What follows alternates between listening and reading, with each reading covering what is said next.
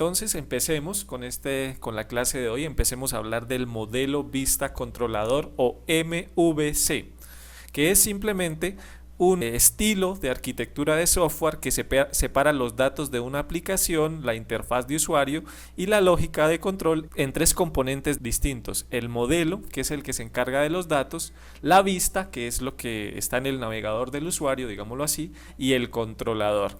Entonces es un modelo muy maduro y que ha demostrado su validez a lo largo de varios años en todo tipo de aplicaciones y sobre multitud de lenguajes y plataformas de desarrollo.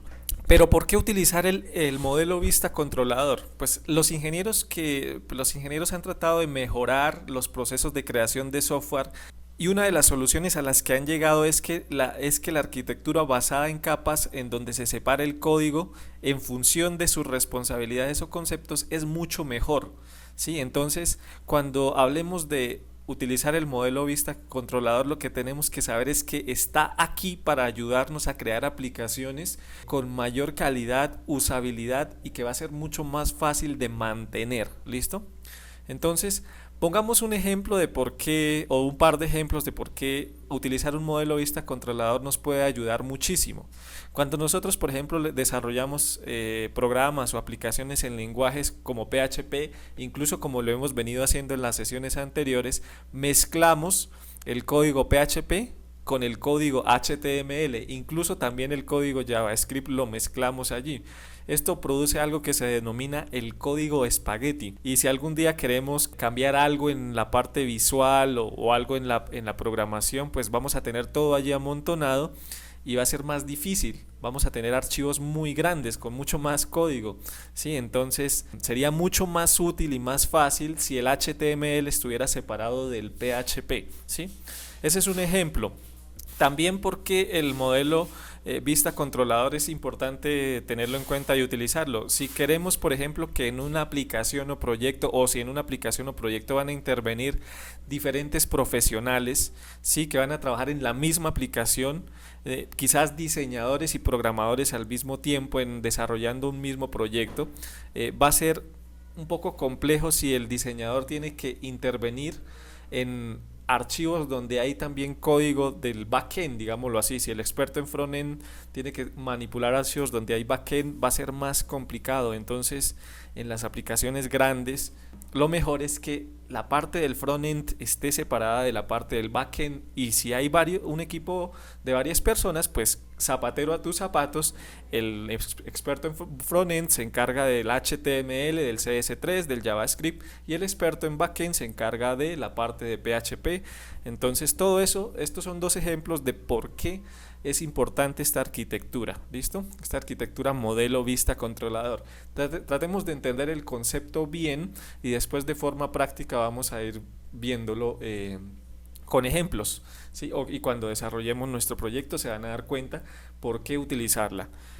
Entonces, ya que les he explicado las ventajas de por qué utilizar el modelo vista controlador, la arquitectura modelo vista controlador, analicemos cada una de las tres capas que intervienen cuando utilizamos esta arquitectura. Entonces, hablamos de un modelo, ¿sí?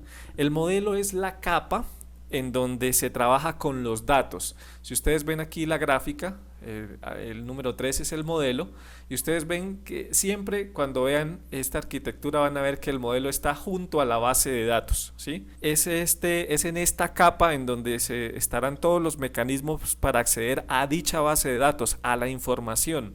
Es aquí donde tendremos los inserts, los selects, los updates y todo lo que las funciones para acceder a las tablas. ¿Listo?